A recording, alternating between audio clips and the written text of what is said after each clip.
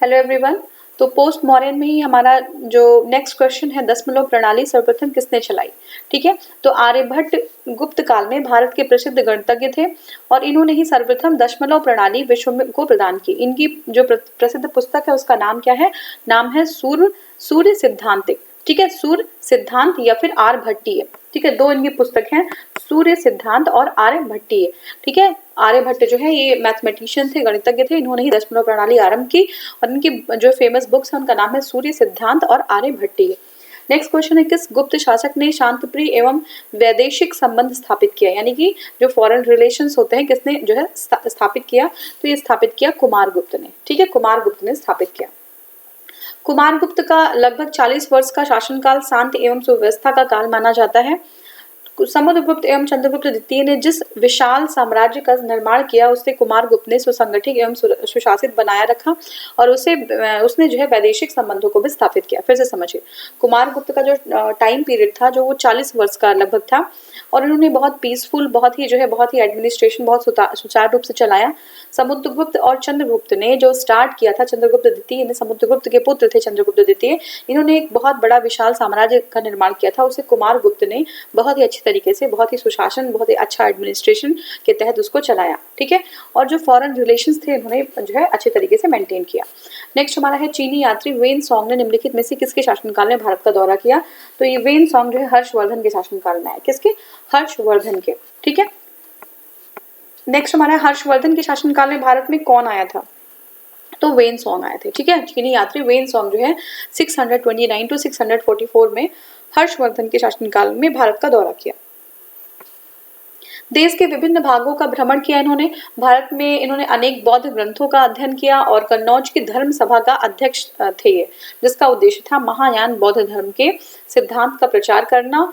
और इन्होंने सुयुकी नामक ग्रंथ की स्थापना की। तो इस इम्पोर्टेंट है, कन्नौज की जो धर्म सभा जो है आपका हर्षवर्धन ने जो धर्म सभा करवाई थी उसके अध्यक्ष जो है यही थे, वेन सॉन्ग थे। ठीक है, और इन्होंने जो है इसका मेन एम क्या था, मेन एम अभी एग्जाम में आ गया हीन यान का प्रचार करना, तो ऐसा नहीं था। बौद्ध जो है आपका महायान, बौद्ध धर्म के महायान शाखा का प्रचार करना था। और दूसरी जो है इनकी किताब का जो नाम था, इनकी बुक का नाम था आपका सीयूकी। ठीक है, सीयूकी इनकी रचना थी। नेक्स्ट हमारा है, किस बौद्ध संत और चीन से भारत आए तीर्थयात्री ने बौद्ध धर्म की पवित्र रचनाओं का अनुवाद संस्कृत में चीनी भाषा में किया। किसने किया, तो आई चिंग ने किया। ठीक है, आई चिंग ने क्या किया, ये जो है बौद्ध संत थे और चीन से भारत आए थे, ये तीर्थयात्री थे।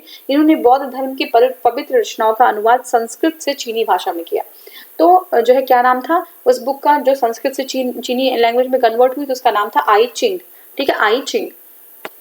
तो देखिए इत्सिंग, ठीक है, इत्सिंग या आई चिंग। ठीक है, इत्सिंग या आई चिंग जो है ये जो है 712 में लगभग 56 ग्रंथों की चीनी भाषा में अनुवाद किया था इन्होंने और इनका नाम था आई चिंग। और इनको फेमस, जो बहुत ही फेमस जो नाम है वो इत्सिंग है। आई चिंग लोग कम जानते हैं, इत्सिंग नाम है, लेकिन इत्सिंग अगर ऑप्शन में नहीं हो तो आई चिंग लगा दीजिएगा। ठीक है, तो वेन सॉन्ग जो है हर्षवर्धन के शासनकाल में आए थे। फाहियान आए थे चंद्रगुप्त सेकंड के शासनकाल में। लेकिन अगर एग्जाम में आए कि ट्रांसलेट किसने किया संस्कृत से चीनी भाषा में, तो ये आई चिंग ने किया। आई चिंग का जो नाम है वो जो है ये जो आपका इत्सिंग है। ठीक है, आई चिंग इत्सिंग सेम चीज है। तो लगभग 56 जो है ग्रंथों का अनुवाद किया है इन्होंने चीनी लैंग्वेज में। ठीक है, नेक्स्ट हमारा क्वेश्चन है, निम्नलिखित में से किस विदेशी यात्री ने तख्त देश के ब्राह्मण स्वयं खेती करते थे ये कहा। ठीक है, तख्त देश के ब्राह्मण स्वयं खेती करते थे, ये किसने कहा था, तो ये कहा था वेन सॉन्ग ने। ठीक है, वेन सॉन्ग ने। देखिए वेन सॉन्ग ये चीनी जो है यात्री हर्षवर्धन के शासनकाल में भारत आए थे और 6 वर्ष तक नालंदा विश्वविद्यालय में अध्ययन किया इन्होंने भारत की यात्रा का वृत्तांत जो है सीयूकी, क्या नाम है, सीयूकी। तो भारत की यात्रा का वृत्तांत जो है, यानी कि भारत की यात्रा के बारे में जो किताब लिखी थी उसका नाम है सीयूकी। ठीक है, सीयूकी लिखा। और जो है इसको जो है अब यही इंपॉर्टेंट है कि सीयूकी किसने लिखा, तो वेन सॉन्ग ने लिखा। और सीयूकी क्या थी, ये भारत यात्रा का वृत्तांत था, उसका जो है पूरा एक्सप्लेनेशन था, भारत में क्या चीजें देखी, क्या सारी चीजें एक्सप्लेन की गई थी इसमें। निम्न यात्रियों का सही क्रम बताइए, फाहियान, वेन सॉन्ग और मेगस्थनीज।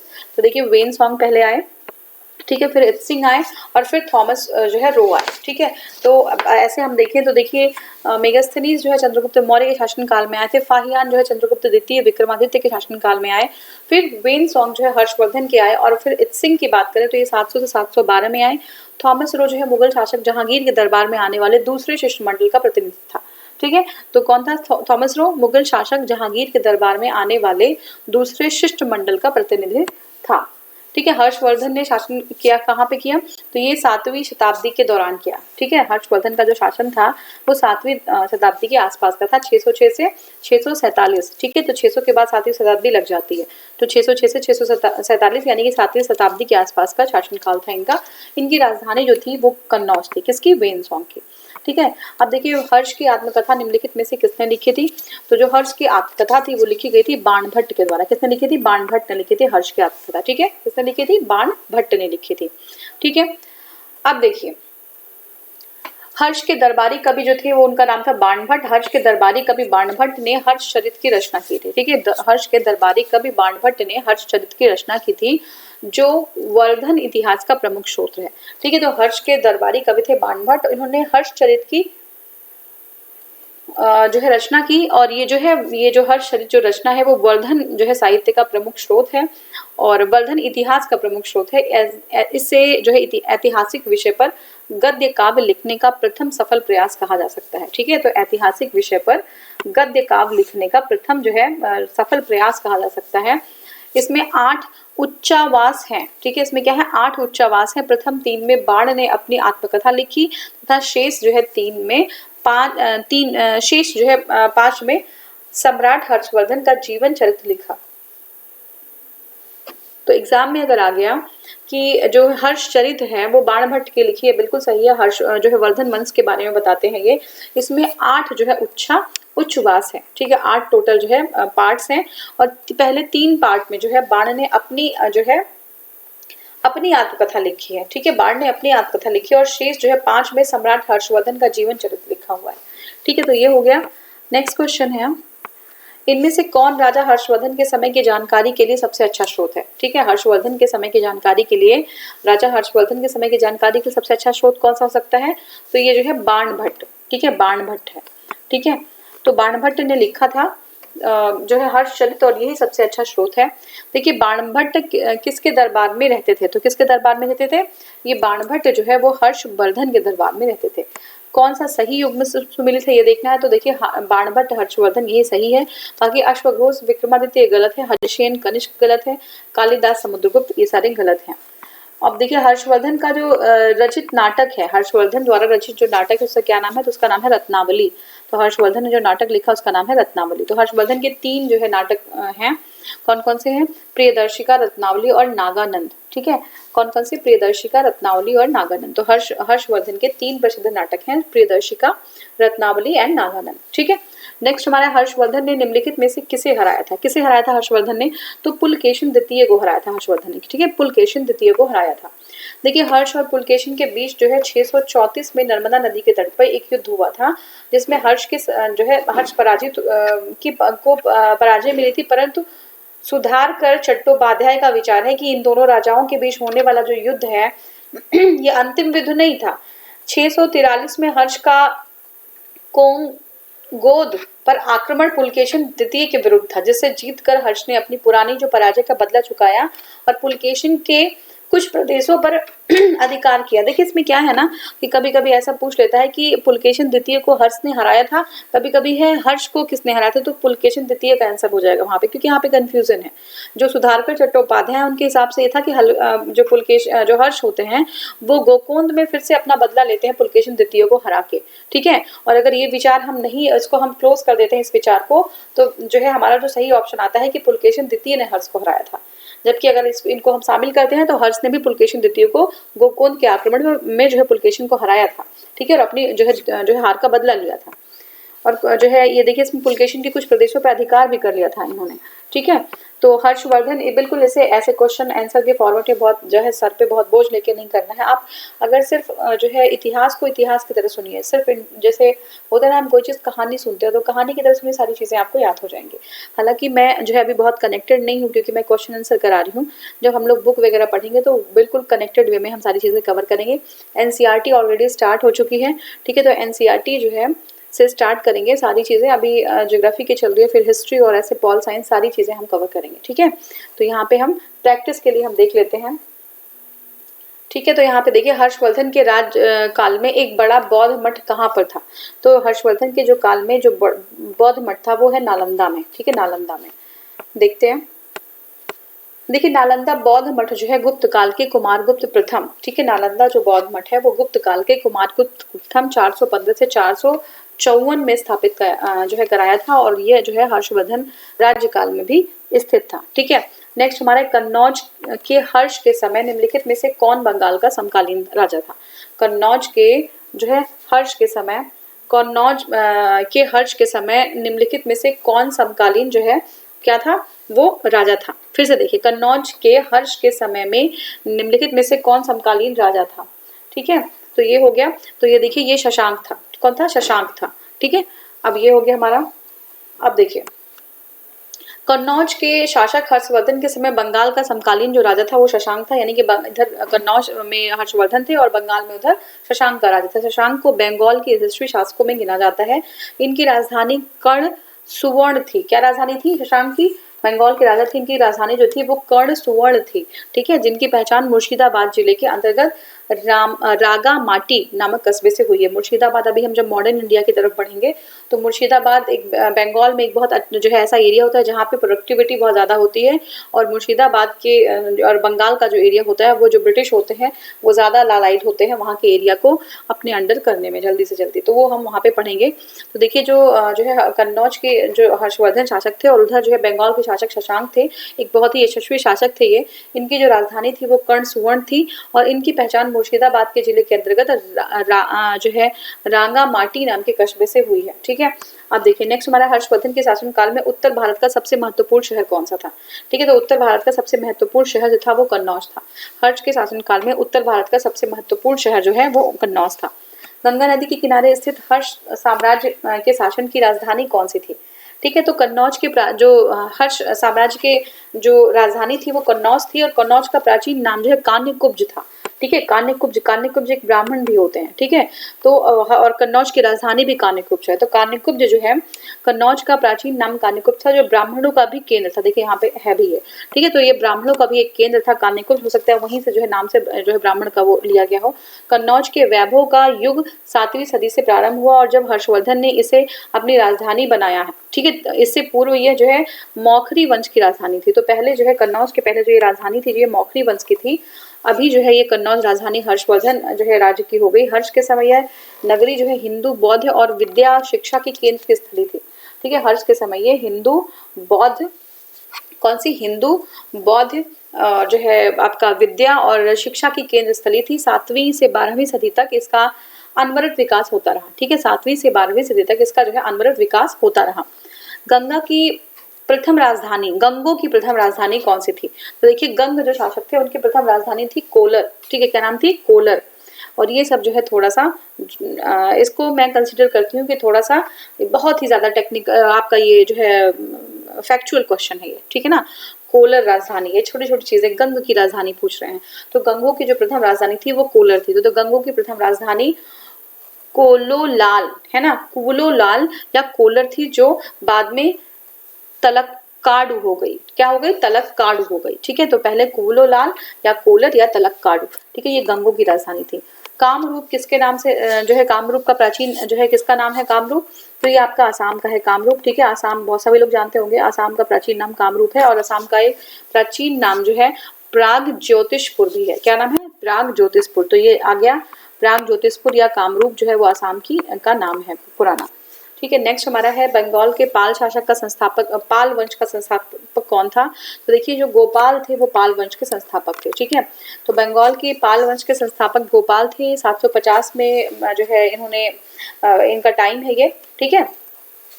बंगाल की पाल वंश की स्थापना इन्होंने की थी 750 में। और बंगाल की अराजकता को देखकर बंगाल के प्रमुख व्यक्तियों ने गोपाल के शासक के रूप में चुना था। और गोपाल के पुत्र जो थे, गोपाल के पुत्र का क्या नाम था? गोपाल के पुत्र का नाम था धर्मपाल। इन्होंने विक्रमशिला तथा सोमपुरी यानी पहाड़पुर में प्रसिद्ध विहारों की स्थापना की थी। ठीक है, तो क्या था? गोपाल जो है थे वो जो क्या थे, वो धर्मपाल के पुत्र थे। और इन्होंने विक्रमशिला तथा सोमपुरी, किसमें? विक्रमशिला तथा सोमपुरी यानी कि पहाड़पुर में प्रसिद्ध विहारों की स्थापना की थी। कहाँ पे की थी? विक्रमशिला या सोमपुरी में। सोमपुरी को पहाड़पुर भी कहते थे। यहाँ पे प्रसिद्ध विहारों की स्थापना जो किसने की थी? गोपाल के पुत्र धर्मपाल ने कराई थी। ठीक है, अभी हमें इनका यूनिवर्सिटीज जो थी नालंदा, विक्रमशिला, इस पे भी इनका योगदान हम देखेंगे। ठीक है, तो बंगाल का प्राचीन नाम क्या था? तो बंगाल का प्राचीन नाम था गौड़। क्या नाम था? गौड़। ठीक है, तो बंगाल का प्राचीन नाम जो था वो था गौड़। देखिए, बंगाल का प्राचीन नाम गौड़ था। और कहा जाता है कि इस प्रदेश से प्रचुर मात्रा में गुड़ का निर्यात होने के कारण इसे गौड़ कहा जाता था। ठीक है, 9वीं और 10वीं शताब्दी में यहाँ पाल वंश का शासन था। सेन वंश का शासनकाल। 12वीं शताब्दी में बंगाल की राजधानी लखनौती थी। तो देखिए, 9वीं 10वीं शताब्दी में पाल वंश की जो है यहाँ पे शासन था। और सेन वंश का भी शासन यहीं पे था। और 12वीं शताब्दी में जो है यहाँ पे था। और इसकी जो राजधानी थी सेन वंश की, वो लखनौती थी। वेनसांग और बाणभट्ट के अनुसार बंगाल का प्राचीन नाम गौड़ देश था। और हर्ष का समकालीन राजा शशांक गौड़ नरेश था। ठीक है, शशांक क्या था? गौड़ नरेश था। ठीक है, तो इम्पोर्टेंट है। और किसने कहा था कि ये जो है वेनसांग और बाणभट्ट ने कहा था कि बंगाल का प्राचीन नाम जो है गौड़ देश है। ठीक है, नेक्स्ट हमारा है यह महान तमिल साहित्य शिल्पादिकारम के रचयिता कौन थे? तो शिल्पादिकारम के जो रचयिता थे वो अदगिल इलिंगो। ठीक है, इलिंगो इनका पूरा नाम है, अदगिल इलिंगो। तो इलिंगो जो थे वो शिल्पादिकारम के जो है क्या थे? रचयिता थे। ये तमिल साहित्य है। ठीक है, शिल्पादिकारम एक रचना इलिंगो अंदिगल ने की थी। और ये चेर शासक सेन गुट्टुवन का छोटा भाई था। ठीक है, तो इलिंगो अदिगल कौन था? चेर शासक सेन गुट्टुवन का छोटा भाई था। ठीक है, इलिंगो अदिगल ने ही जो है शिल्पादिकारम की रचना की थी। ये चेर शासक, याद रखिएगा, चेर शासक सेन गुट्टुवन का छोटा भाई था। इस ग्रंथ में पुहार यानी कि पुहार मतलब कावेरी पत्तनम के प्रसिद्ध धनी व्यापारी के पुत्र कोवलम एवं उनकी पत्नी कन्नगी के इतिहास का वर्णन है। तो क्या है, जो इलिंगो अदिगल ने जो शिल्पादिकारम की रचना की थी, इसमें जो है जो इसका जो सब्जेक्ट था वो क्या था? सब्जेक्ट ये था कि पुहार या कावेरी पत्तनम में एक प्रसिद्ध व्यापारी था। और व्यापारी का जो पुत्र था उसका नाम था कोवलन और उसकी पत्नी का नाम था कन्नगी। ठीक है, तो कन्नगी और कोवलन की कहानी यहाँ पे लिखी गई है। ठीक है, तमिल जो है रामायण कृति की है। तमिल रामायण किसकी कृति है? ये कंबन की है। ठीक है, कंबन की जो है कृति है तमिल रामायण। तो रामायण जो है बहुत सारी लैंग्वेजेस में लिखा गया। जो तमिल रामायण किसने लिखा? तमिल रामायण जो लिखा गया है वो कंबन ने लिखा है। नेक्स्ट हमारा चोल शासक कुलोत्तुंग तृतीय के शासनकाल के प्रसिद्ध कवि कंबन ने तमिल रामायण व रामावतारम की जो है रचना की। यह तमिल साहित्य का महाकाव्य है। इसकी जो है कथा वाल्मीकि रामायण की कथा से मिलती जुलती है। ठीक है, तो इन्होंने क्या किया? इन्होंने जो है क्या किया है? कंबन जो है कंबन ने जो है, कंबन क्या थे? ये चोल शासक कुलोत्तुंग तृतीय के शासनकाल में थे। कंबन जो है चोल शासक कुलोत्तुंग तृतीय के शासनकाल में थे। इन्होंने जो है जस्ट सेकेंड प्लीज, हाँ, तो चोल शासक कुलोत्तुंग तृतीय के शासनकाल के प्रसिद्ध कवि कंबन थे। और इन्होंने तमिल रामायण एवं रामावतारम की रचना की। यह तमिल साहित्य का महाकाव्य है और इसकी जो है कथा वाल्मीकि रामायण से मिलती जुलती है। चोल राजा जिसे गंगई कोंड कहा गया, गंगई कोंड चोलपुरम, ये कौन से राजा थे? राजा राज और राजेंद्र, ये दोनों में से एक। हाँ, बता दीजिए कौन से थे, तब तक यहाँ पे देखते हैं हम। तो देखिए, ये जो है ये थे आपके राजा राज और राजेंद्र में से ये राजेंद्र थे। ठीक है, राजा राज पिता थे और राजेंद्र जो है उनके पुत्र थे। तो वो राजेंद्र को ही, इसको हमने ऑलरेडी भी डिस्कस किया है कि गंगई कोंड चोलपुरम इन्होंने स्थापना की थी। गंगा से जो है गंगा नदी का पानी लेके गए थे जो है नॉर्दर्न रीजन को, यानी कि उत्तरी भारत को विजित करने के उपलक्ष्य में इन्होंने जो है नाम रखा था गंगाई कोंड चोलपुरम। तो राजेंद्र प्रथम ने पूर्वी भारत में गंगा नदी का तक सफल जो है सैनिक अभियान के पश्चात गंगई कोंड की उपाधि, कौन सी? गंगई कोंड की उपाधि जो है धारण की थी। किस चोल राजा ने श्रीलंका पर कब्जा किया? तो ये राजेंद्र ने जो है श्रीलंका पर कब्जा कर लिया था। ठीक है, चोल राजा राज, ठीक है, चोल राजा जो थे राजा राज फर्स्ट ने सिंघल द्वीप के उत्तरी भाग पर अधिकार कर अनुराधापुर के स्थान पर पोलोनवर, ठीक है, पोलोनरुग ठीक है, पोलोनरू को अपनी राजधानी बनाया था। ठीक है, फिर से देख लीजिए, चोल राजा जो राजा राजफस थे, इन्होंने सिंघल द्वीप के उत्तरी भाग पर, सिंघल द्वीप के यानी कि श्रीलंका के उत्तरी भाग पर अधिकार कर अनुराधापुर के स्थान पर, पहले तो राजधानी अनुराधापुर थी, उसके स्थान पर उन्होंने पोलोनरूव को अपनी राजधानी बनाया। इसका नाम जो है जगन्नाथ मंगलम रख दिया। ठीक है, पोलोनरूव जो नाम था उसका नाम जगन्नाथ मंगलम रख दिया। लेकिन जो है संपूर्ण श्रीलंका पर अधिकार राजेंद्र प्रथम ने किया था। ठीक है, देखिए राजा राज फर्स्ट ने सिंगल द्वीप पे, राजा राज फर्स्ट ने भी किया था, लेकिन राजेंद्र प्रथम जो उनके पुत्र थे वो पूरे श्रीलंका पर अधिकार कर लिए थे। और करनैंदे ताम्रपत्रों में राजेंद्र करनैंदे जो रामपत्र थे, इसमें जो है ताम्रपत्र है, उसमें राजेंद्र की इस विजय का विस्तृत विवरण प्राप्त होता है। तो कौन से प्राप्त होता है? करनैंदे ताम्रपत्र है। ठीक है, तो इसमें जो है राजेंद्र, एकदम एक बार ऐसे देख लीजिए, बहुत ज्यादा इसको रटने की जरूरत नहीं है, तो एग्जाम में आपको आइडिया मिल जाएगा, एक फेयर आइडिया हो जाएगा, आप ऑप्शन को टिक कर पाएंगे। राजेंद्र की इस विजय का विस्तृत विवरण प्राप्त होता है। और श्रीलंका का पराजित राजा जो है महेंद्र पंचम था। श्रीलंका में जो राजा को पराजित किया था तो उनका नाम था महेंद्र पंचम। ठीक है, तो ये चीज थी हमारी। अब नेक्स्ट है चोल वंश का अंतिम शासक कौन था? तो चोल वंश के जो अंतिम शासक थे वो है आपके राजा राज द्वितीय। ठीक है, राजा राज द्वितीय, राजा राज प्रथम, उनके पुत्र राजेंद्र प्रथम, और उनके जो है जो उत्तराधिकारी थे वो है राजा राज द्वितीय। ठीक है, तो राजा राज द्वितीय जो है वो अंतिम शासक थे, राजा राज द्वितीय। राजा राज प्रथम का शासनकाल 985 से 1015 तक था। राजेंद्र द्वितीय का जो शासनकाल था वो है 1052 से 1064 तक। उसके बाद राजा राज द्वितीय का शासनकाल था 1050 से 1173 तक। इस प्रकार चोल वंश का अंतिम शासक जो था राजा राज द्वितीय था, जबकि पुलकेशिन द्वितीय चालुक्य वंशी शासक था। ठीक है, अब देखिए ऑप्शन हमारा, क्वेश्चन हमारा है किसके शासनकाल में ग्रामीण समुदाय को बहुत सारे अधिकार दिए गए? तो ये देखिए चोल को। ठीक है, यानी कि यहाँ पे जो आपका जो है इस टाइम ये है 73rd और 74th जो हमारा अमेंडमेंट था, उसमें जो आपका स्वायत्त जो प्रशासन था, तो अब हमने लाया है। और उस टाइम जो है जो स्वायत्ता जो थी, जो ग्रामीण लोगों को जो अधिकार थे वो तभी दे दिए गए थे। तो चोल प्रशासन अपने ग्रामीण जो है चोल शासन अपने ग्रामीण प्रशासन के लिए काफी प्रसिद्ध था। ग्रामों में मुख्यतः 2 तरह की संस्थाएं कार्यरत थी। कौन कौन सी? पहली उर और दूसरी सभा या महासभा। ठीक है, उर जो है 2 तरीके की जो है संस्थाएं थी, पहली उर और दूसरी सभा या महासभा। तो उर की बैठकों में सभी ग्रामवासी सम्मिलित होते थे, और दूसरी संस्था जो थी सभा या महासभा, उसमें ब्राह्मणों को जो है दान में दिए गए ग्राम होते थे। ठीक है, तो दूसरी संस्था जैसे सभा या महासभा वो जो है अग्रहार यानी कि ब्राह्मणों को दान में दिए गए ग्राम होते थे। तो उर क्या थी? उर में सभी ग्रामवासी जो है सम्मिलित होते थे, और दूसरी जो संस्था थी वो जो है आपका अग्रहार थी, उसमें सारे लोग यानी कि ब्राह्मणों को दान दिए गए ग्राम जो है शामिल होते थे। नेक्स्ट है निम्नलिखित में से कौन सी नौसैनिक शक्ति थी? तो कौन सी थी? ये चोल की जो है ये नेवल जो है पावर इनकी बहुत अच्छी थी। ठीक है, अब देखिए नेक्स्ट है दक्षिण भारत में चोल साम्राज्य एक शक्तिशाली साम्राज्य था। इसकी नौसेना शक्ति बहुत प्रबल थी। इसकी सहायता से चोलों ने जावा, सुमात्रा, मालदीव, श्रीलंका इत्यादि राज्यों पर विजय प्राप्त की थी। नेक्स्ट हमारा है शासन के क्षेत्र में चोल राजवंश का मुख्य योगदान क्या था? तो चोल राजवंश एक जो है क्या था? एक संगठित शासनीय स्वशासन में। ठीक है, एक संगठित स्थानीय स्वशासन में। ठीक है, चोलों का जो है राजवंश का जो इम्पोर्टेंस था वो क्या था? किसके लिए था? एक संगठित स्थानीय स्वशासन में था। नेक्स्ट हमारा है इतिहास में चोल शासक किस प्रकार के प्रशासन के लिए प्रसिद्ध हैं? तो ये जो है किसके लिए है? चोल जो प्रशासन की सबसे उल्लेखनीय जो विशेषता यह है कि यह असाधारण शक्ति तथा क्षमता है। ये स्वायत्त शासी ग्रामीण यानी कि ग्रामीणों को, ग्रामीण गांवों को जो है क्या एक फ्लेक्सिबिलिटी थी, उसमें गांवों को ज्यादा अधिकार दिए गए थे के संचालन में परिलक्षित होती है। वस्तुतः यह स्वायत्त प्रशासन पूर्णतः ग्रामों में ही क्रियान्वित किया गया। परांतक फर्स्ट, ठीक है, परांतक फर्स्ट कालीन जो परांतक फर्स्ट थे, उसमें परांतक फर्स्ट कालीन उत्तर मेरूर से प्राप्त 2 अभिलेख के आधार पर हम चोल ग्राम शासन प्रणाली का विस्तृत विवरण करते हैं। ठीक है, देख लीजिए फिर से, ये इसको देख लीजिए, परांतक वाला इंपॉर्टेंट है। तो परांतक फर्स्ट कालीन उत्तर मेरूर से, कहाँ से? उत्तर मेरूर से प्राप्त 2 अभिलेख हैं, जिसके आधार पर हम चोल ग्राम प्रशासन प्रणाली का विस्तृत विवरण प्राप्त करते हैं। नेक्स्ट हमारा राष्ट्रकूट वंश को निम्नलिखित में से किसके द्वारा उखाड़ फेंका गया? तो राष्ट्रकूट वंश को तैलप द्वितीय के द्वारा उखाड़ फेंका गया।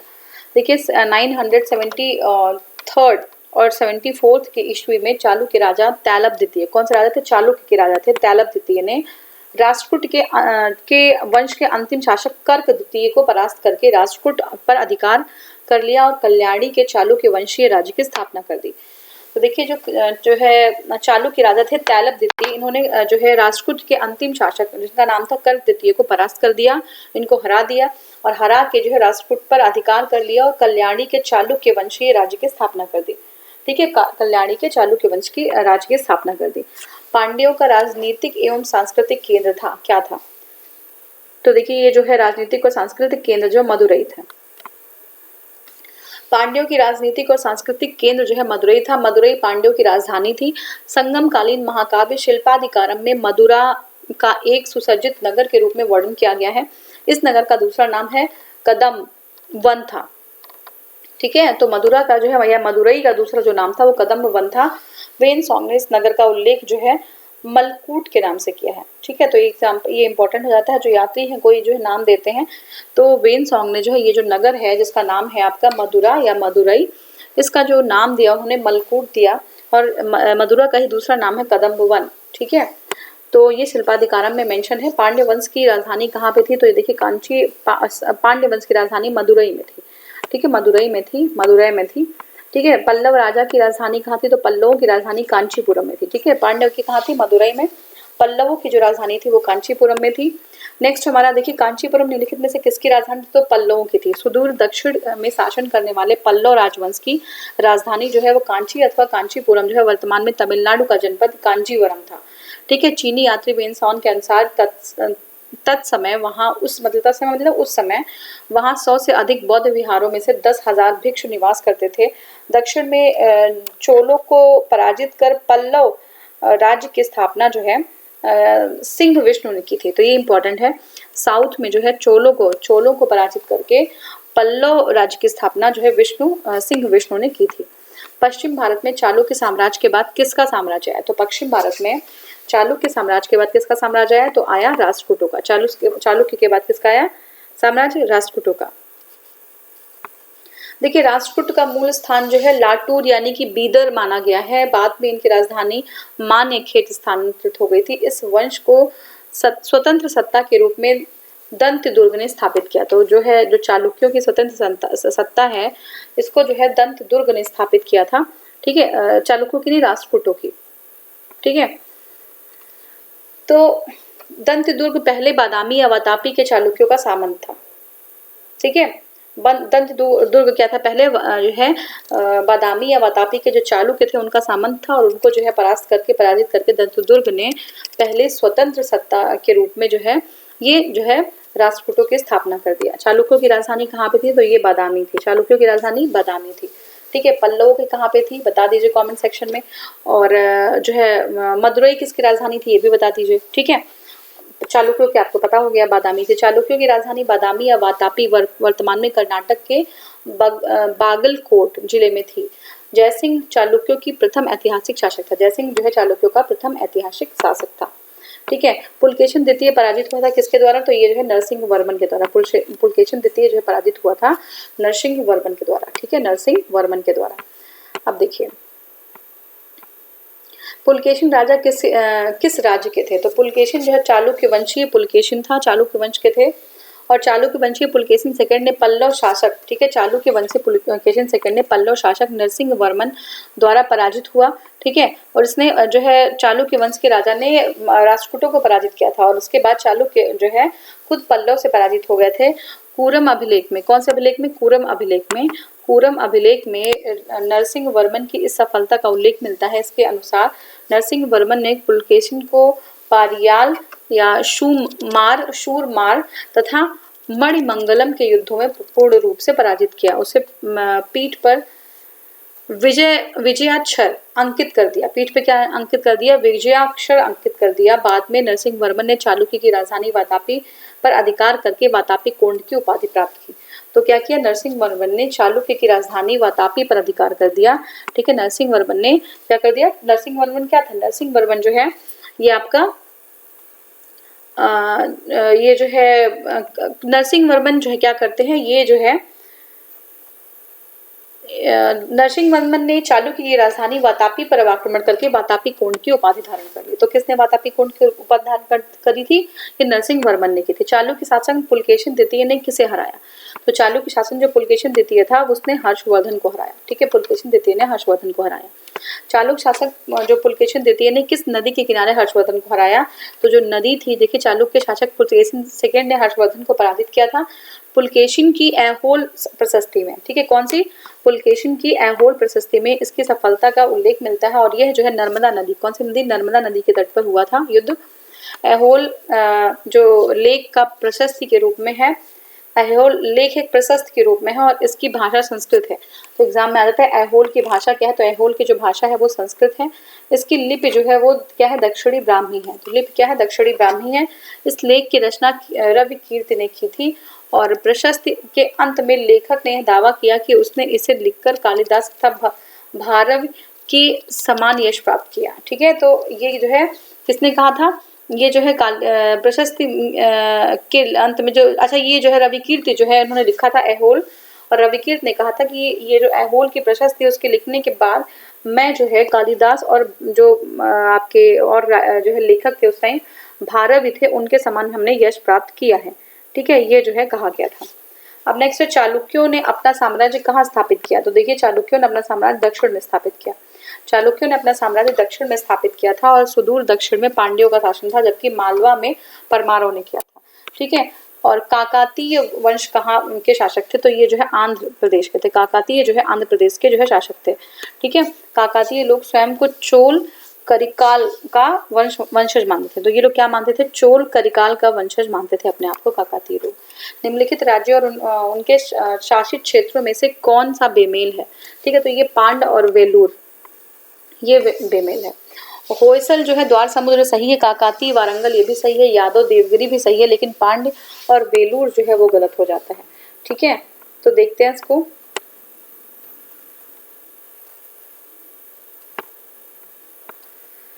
देखिए पांड्यों की राजधानी मदुरई थी। पांड्यों की राजधानी कहाँ थी? मदुरई थी, जबकि द्वार समुद्र होयसलों की राजधानी थी। पांड्यों की राजधानी कहाँ थी? मदुरई थी। द्वार समुद्र जो है होयसलों की थी, देवगिरी यादव की थी और वारंगल काकतियों की थी। बिल्कुल ये सही है। पंजाब की हिंदू शाही राजवंश को किसने स्थापित किया था? तो पंजाब का जो हिंदू शाही राजवंश था उसको कल्लर ने किया था। किसने? कल्लर ने। पंजाब के हिंदू शाही राजवंश की स्थापना कल्लर ने की थी। कल्लर नामक ब्राह्मण मंत्री ने कश्मीर के शाही वंश के अंतिम शासक लगतुरमान, क्या नाम है? लगतुरमान को आपदस्थ करके राज सत्ता पर अधिकार कर लिया। कहाँ के? कल्लर जो है ये ब्राह्मण मंत्री थे। इन्होंने कश्मीर के शाही वंश के अंतिम जो शासक था लगतुरमान, उसको जो है सत्ता से हटाकर सत्ता पर अधिकार प्राप्त कर लिया। हिंदू शाही राजवंश की नींव डाली इन्होंने और मुस्लिम आक्रमण के पूर्व यहाँ जयपाल शासन कर रहा था। हिंदू राजवंश या हिंदू शाही राजवंश की राजधानी उदभानपुर थी और राजतरंगड़ी में राजा कल्लर को लालिया शाही कहा गया है। तो इम्पोर्टेंट है ये, तरंगड़ी में जो है किसको लालिया शाही कहा गया है? तो जो है राजा कल्लर को कहा गया है। अब देखिए विंध्य शक्ति वंश के संस्थापक तो कौन थे? तो विंध्य शक्ति वंश के संस्थापक जो है वाकाटक थे। ठीक है, क्योंकि वाकाटक जो है राजवंश की स्थापना 255 में लगभग विंध्य शक्ति के ने की थी। ठीक है, विंध्य शक्ति ने जो है किसकी स्थापना की थी? वाकाटक जो है राजवंश की स्थापना की थी। उसके पूर्व सातवाहनों के अधीन बरार के स्थानीय शासक थे। अजंता जो है गुहा लेख में विंध्य शक्ति को वंश केतु कहा गया। ठीक है, तो अजंता गुहा लेख में विंध्य शक्ति को जो है क्या कहा गया? वंश केतु कहा गया। वाकाटक राजवंश मगध के चक्रवर्ती गुप्त वंश तथा समकालीन था। इस राजवंश के लोग विष्णु वृद्धि गोत्र के ब्राह्मण थे। ठीक है, तो कौन से ब्राह्मण थे? विष्णु वृद्धि। कौन से? विष्णु वृद्धि गोत्र के ब्राह्मण थे और उनका मूल निवास जो है वो बरार था, विदर्भ में था। अब देखिए कुछ जो है फैक्ट्स हैं। सातवाहन जो है साम्राज्य की राजधानी जो है पैठान या प्रतिष्ठान थी। ठीक है, तो सातवाहन जो राजवंश की जो राजधानी थी वो पैठान या प्रतिष्ठान थी। भारत में सबसे प्रसिद्ध शक शासक रुद्रदामन फर्स्ट था। भारत का जो सबसे प्रसिद्ध शक शासक था वो कौन था? रुद्रदामन फर्स्ट था। प्रसिद्ध इंडो ग्रीक राजा जिसने बौद्ध धर्म स्वीकार किया था वो था मिनेंडर। कौन था? मिनेंडर। भारत के कुषाण साम्राज्य का संस्थापक कुजुल कैटफिसिस को माना जाता है। ठीक है, कुजुल कैटफिसिस को भारत में कुषाण वंश का संस्थापक। ठीक है, और जो सोने के सिक्के जारी किए हैं वो विम कैटफिसिस ने किया था। बुद्ध चरित्र के लेखक जो है वो अशोकोस है। चरक ने औषधि पर शोध प्रबंध लिखा था, बिल्कुल सही है। प्रथम शासक जिसने महाराजा धीराज की उपाधि धारण की थी वह है चंद्रगुप्त प्रथम। ठीक है, तो चंद्रगुप्त प्रथम ने जो है सबसे पहले जो है महाराजा धीराज की उपाधि धारण की थी। पाल वंश का सर्वाधिक योग्य शासक कौन था? धर्मपाल था। पाल वंश का सर्वाधिक योग्य शासक धर्मपाल था। गुप्तकालीन राजाओं का सही कालक्रम क्या है? सबसे पहले समुद्रगुप्त, फिर चंद्रगुप्त विक्रमादित्य, फिर कुमारगुप्त और फिर स्कंदगुप्त। ठीक है, समुद्रगुप्त, चंद्रगुप्त विक्रमादित्य, फिर कुमारगुप्त और फिर स्कंदगुप्त। तो ये सही सीक्वेंस है। और पृथ्वीराज रासो जो है आदिकाल की रचना है, बिल्कुल सही है। पृथ्वीराज रासो आदिकाल की रचना है।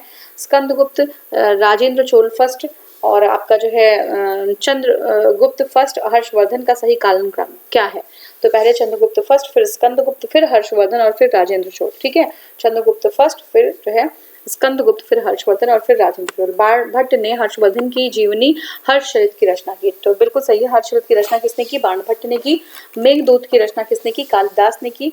कालिदास ने ऋतु संहार व वाराह मिहिर ने पंच सिद्धांतिका की रचना की। ठीक है, तो अगर एग्जाम में आ गया कि ऋतु संहार की रचना किसने की, तो कालिदास ने की। और पंच सिद्धांतिका की रचना जो है किसने की? ये वाराह मिहिर ने की। पंच सिद्धांतिका की रचना जो है वाराह मिहिर ने की। गुप्त शासन काल प्राचीन भारत का स्वर्ण युग कहा जाता है, बिल्कुल सही है। नालंदा विश्वविद्यालय की स्थापना कुमारगुप्त ने की, बिल्कुल सही है। ठीक है, नालंदा की स्थापना किसने की? कुमारगुप्त ने की थी। जो है नागर वास्तुशैली सही रूप में है गुप्त काल में प्रकट हुई थी। नागर जो वास्तुशैली है, ठीक है, वास्तुशैली बहुत तरीके की होती है, नागर द्रविड़ होती है। ठीक है ना, तो नागर जो है गुप्त काल में हुई। अजंता की चित्रकलाओं में आयातित लापिस लाजुली से नीला रंग प्राप्त होता है, बिल्कुल सही है। जो अजंता की चित्रकला इसमें जो लापिस लाजुली है उसमें कोई और लाल रंग बिल्कुल नहीं, नीला रंग प्राप्त होता है। मिहिर कुल हुण या हूण के प्रमुख शासकों में से थे। मिहिर कुल क्या थे? हुण या हूण के प्रमुख शासकों में से थे। ठीक है ना, इसके बाद जो है मिहिर कुल जो है हुण या हूण के प्रमुख शासकों में से थे। ठीक है, और कहाँ थे हम लोग? हाँ, देखिए मिहिर कुल हुण या हूण के प्रमुख शासकों में से थे, बिल्कुल सही है। सिंहासन रोहण के बाद हर्षवर्धन ने शिलादित्य जो है शीर्षक ग्रहण किया। ठीक है, तो सिंहासन रोहण के बाद हर्षवर्धन ने शिलादित्य का जो है शीर्षक ग्रहण किया। तो आज हम यहीं पे जो है इसको अभी वाइंड अप कर रहे हैं। नेक्स्ट जो क्लास होगी, नेक्स्ट वीडियो जो हमारा होगा, इसी के आगे जो फैक्ट्स हैं और जो क्वेश्चन इसको हम कवर करेंगे। Thank you so much for watching. Thank you.